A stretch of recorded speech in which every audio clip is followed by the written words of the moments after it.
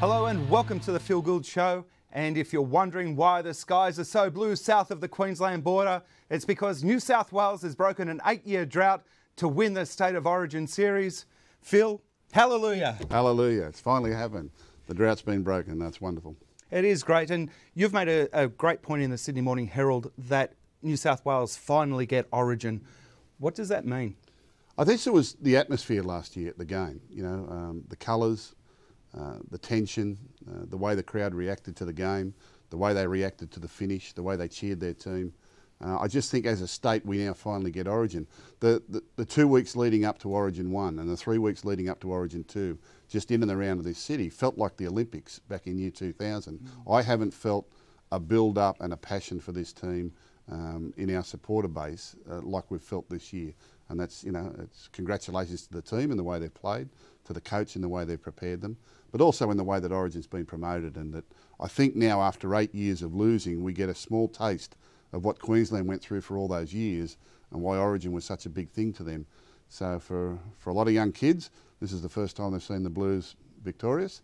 And for a lot of people, they're saying, all right, we like this, we need to have more of it. Yeah, apparently there's a lot of young kids asking what happens now we've won the Origin. They're waiting for parades and public holidays and days off school.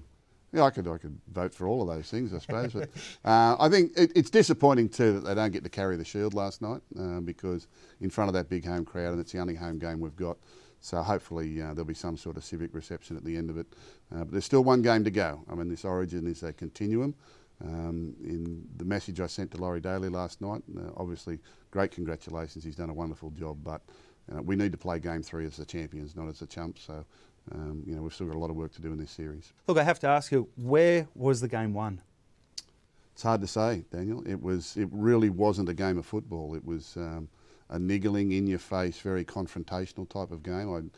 I'm not sure I agree with the tactics that... I don't know who started all out there on the night, but it just didn't stop.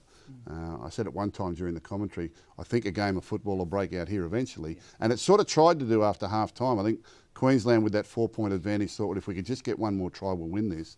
And the Thaiday one was crucial. Jared Haynes saving that try, knocking that ball out of Thaiday's hands. We'd all thought he'd scored until we saw the replay. That could have really won the game for them there. But I think it was just the grit and the defence. New South Wales scored 2 tries. There were 3 tries scored in the first 40 minutes of this Origin series. New South Wales got 2, Queensland got 1. In the next 3 halves of football, we've only seen 2 tries, and they've been fairly meagre efforts. So it's defence has dominated this series, the slowness of the play of the ball, the willingness of the players to get in there and niggle and wrestle and control the speed of the ruck. They've actually been... Last night was a slow game for an Origin standard. Very little football played.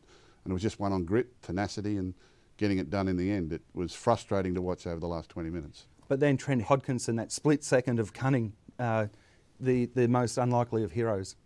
Yeah, and very unassuming sort of fellow, and I hope he gets a lot of confidence from that, and I hope the team gets a lot of confidence in him, because what I found up to that point was a number of the senior players, particularly the forwards, had their hands on the ball too much. It was like they felt it was up to them to get to the result and not really trusting their playmakers out the back. And it wasn't until actually Hodgson finally got the ball that they actually showed a little bit of shape. He was able to dummy and score the try. And then, you know, don't underestimate the difficulty of that conversion under the heat of battle and the tension that was there. And he did very well. I'm very happy for that young man because he's had a lot of injuries throughout his career. He's persevered, and it's a wonderful moment for him. Yeah, it was just great to see. Now, Jared Hayne, what about him? He proved Superman doesn't wear a cape, and the amount of pressure he would have gone into that game under.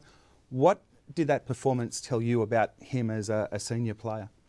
Well, look, I've seen this coming for a long time, you know, and I've been one of Jared's biggest fans, and I've also been one of his biggest critics because I didn't think he developed in his early part of his years as I would have liked to see him do. But at 26 years of age, I wrote, you know, 6 weeks before this series started, Jared Hayne at fullback was our best chance of a series win, and that if he decided it was time, it would happen.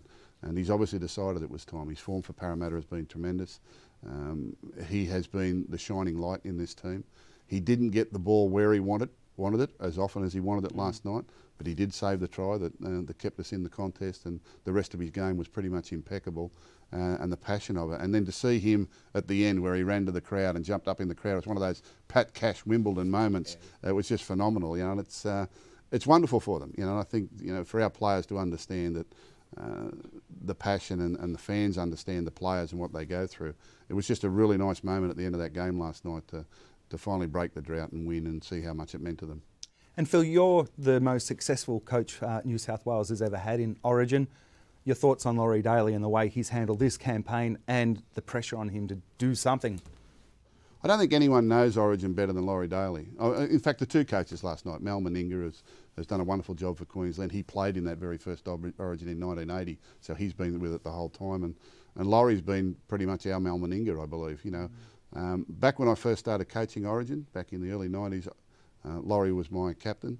When I came back 10 years later to coach Origin, Laurie was my assistant coach. So I've quite openly said any success that I've ever had or enjoyed out of Origin, Laurie Daly had a major part to play in that. And I was really happy when he put his hand up to coach the side. He's coached it on his own. He's done it his way.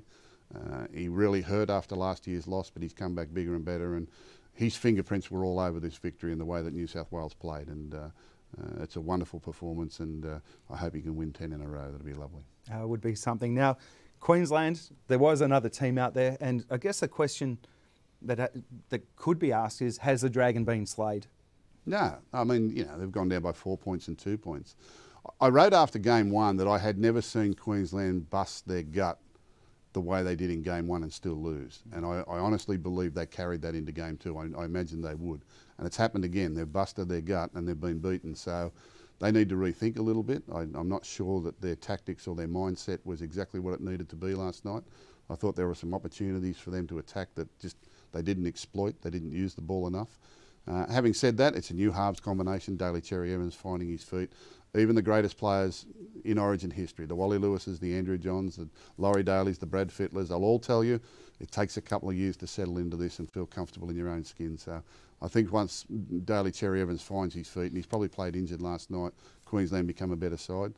It is going to be a little bit of a changing in the guard in the next few years because Cameron Smith and Billy Slater and Jonathan Thurston, these fellas aren't getting any younger, and they need to bring some fresh blood into the side. But Queensland's Queensland, and Origin is all about Queensland. And if we don't go up there for the game three with the right attitude, they will thump us, and they'll be back in the frame to come back next year. So it's a continuum. This never ends. This battle never ends. You've got to keep up to the mark. And one thing about this battle is the injuries. Again, we had a massive toll last night. Brent Tate fears his career could be over. Matt Scott's got a fractured cheekbone, and William Hopewadi shoulder injury. They're the ones we know about. How do the rest of the guys back up to play for their clubs?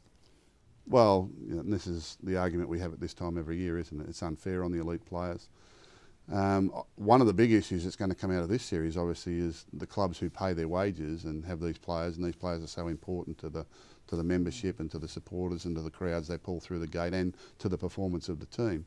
You know, they lose those players now too, and there's got to be compensation and some sort of insurance along those lines as well. And there are a whole number of things that out of Origin football, if we're going to continue to have it on the grand stage that we have, and it's the best footballing product I think anywhere in the world, these three massive games in the middle of the season, then the clubs and the players have got to be protected around it, so we always maintain the integrity of it, but we also protect the other things that help develop those players to get through to that level and the clubs where they come from. Well, Phil, great words, and great time for New South Wales supporters, and also a great time for Queensland to reflect on 8 terrific years of Origin. Oh, they've been great champions, wonderful champions, and you know, they didn't give up without a fight, and they'll be there next time, so we've got to get ready for them. And we'll be back next week. Thank you for watching, and we'll see you then.